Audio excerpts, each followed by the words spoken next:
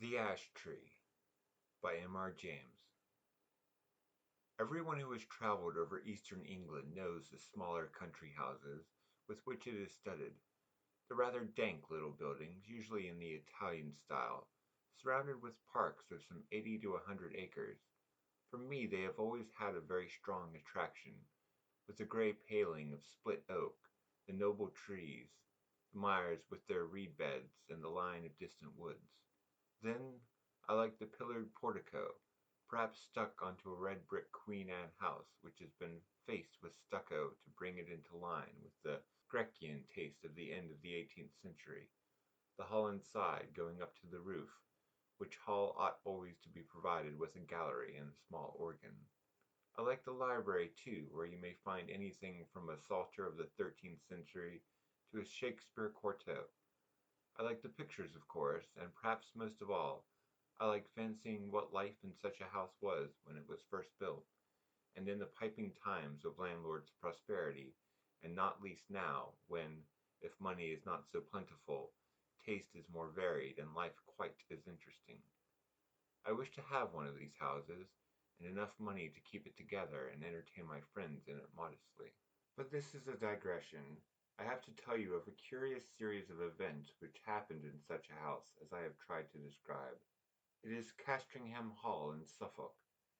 I think a good deal has been done to the building since the period of my story, but the essential features I have sketched are still there: Italian portico, square block of white house, older inside than out, park with fringe of woods and mire. The one feature that marked out the house from a score of others is gone. As you looked at it from the park you saw on the right a great old ash tree growing within half a dozen yards of the wall, and almost or quite touching the building with its branches. I suppose it had stood there ever since Castringham ceased to be a fortified place, and since the moat was filled in and the Elizabethan dwelling house built. At any rate, it had well nigh attained its full dimensions in the year 1690. In that year the district in which the hall is situated was the scene of a number of witch trials. It will be long, I think, before we arrive at a just estimate of the amount of solid reasons, if there was any, which lay at the root of the universal fear of witches in old times.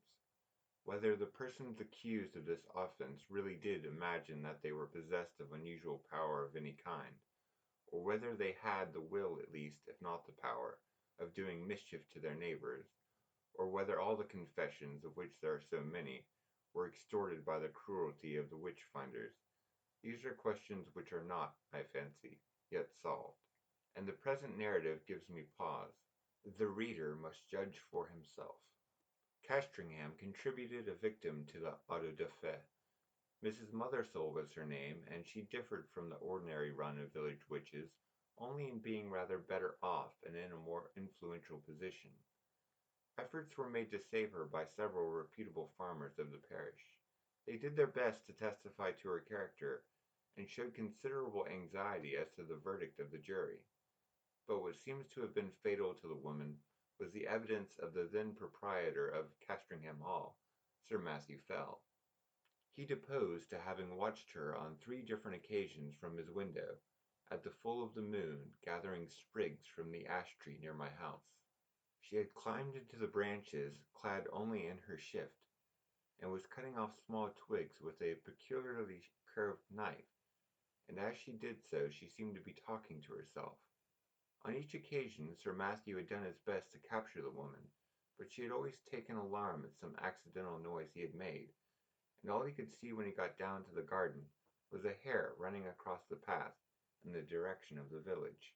On the 3rd night he had been in the pains to follow at his best speed, and had gone straight to Mrs. Mothersole's house, but he had had to wait a quarter of an hour battering at her door, and then she had come out very cross, and apparently very sleepy as if just out of bed, and he had no good explanation to offer of his visit.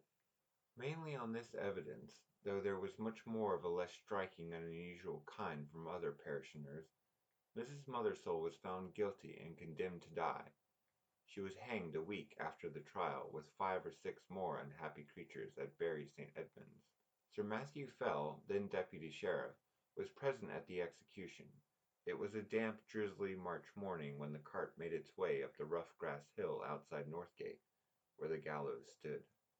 The other victims were apathetic or broken down with misery, but Mrs. Mothersole was, as in life, so in death, of a very different temper.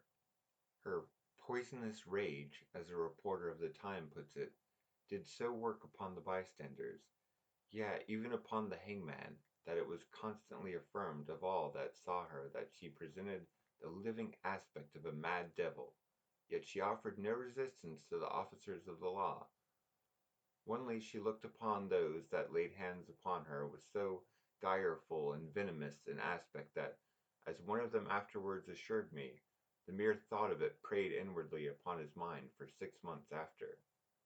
However, all that she is reported to have said were the seemingly meaningless words, "There will be guests at the Hall," which she repeated more than once in an undertone. Sir Matthew Fell was not unimpressed by the bearing of the woman. He had some talk upon the matter with the vicar of his parish, with whom he travelled home after the assize business was over. His evidence at the trial had not been very willingly given. He was not specially infected with the witch-finding mania, but he declared then and afterwards that he could not give any other account of the matter than that he had given, and that he could not possibly have been mistaken as to what he saw. The whole transaction had been repugnant to him, for he was a man who liked to be on pleasant terms with those about him, but he saw a duty to be done in this business, and he had done it. That seems to have been the gist of his sentiments, and the vicar applauded it, as any reasonable man must have done. A few weeks after, when the moon of May was at the full, vicar and squire met again in the park, and walked to the Hall together. Lady Fell was with her mother, who was dangerously ill, and Sir Matthew was alone at home. So the vicar, Mr. Crome, was easily persuaded to take a late supper at the Hall. Sir Matthew was not very good company this evening. The talk ran chiefly on family and parish matters, and as luck would have it, Sir Matthew made a memorandum in writing of certain wishes or intentions of his regarding his estates, which afterwards proved exceedingly useful. When Mr. Crome thought of starting for home, about 9:30, Sir Matthew and he took a preliminary turn on the gravelled walk at the back of the house. The only incident that struck Mr. Crome was this. They were in sight of the ash tree which I described as growing near the windows of the building, when Sir Matthew stopped and said, "What is that that runs up and down the stem of the ash? It is never a squirrel. They will all be in their nests by now." The vicar looked and saw the moving creature, but he could make nothing of its color in the moonlight. The sharp outline, however, seen for an instant, was imprinted on his brain, and he could have sworn, he said, though it sounded foolish, that, squirrel or not, it had more than 4 legs. Still, not much was to be made of the momentary vision, and the two men parted. They may have met since then, but it was not for a score of years. Next day Sir Matthew Fell was not downstairs at 6 in the morning, as was his custom, nor at 7, nor yet at 8. Hereupon the servants went and knocked at his chamber door. I need not prolong the description of their anxious listenings and renewed batterings on the panels. The door was opened at last from the outside, and they found their master dead and black. So much you have guessed. That there were any marks of violence did not at the moment appear, but the window was open. One of the men went to fetch the parson, and then by his directions rode on to give notice to the coroner. Mr. Crome himself went as quick as he might to the Hall, and was shown to the room where the dead man lay. He has left some notes among his papers which show how genuine a respect and sorrow was felt for Sir Matthew, and there is also this passage, which I transcribe for the sake of light it throws upon the course of events, and also upon the common beliefs of the time.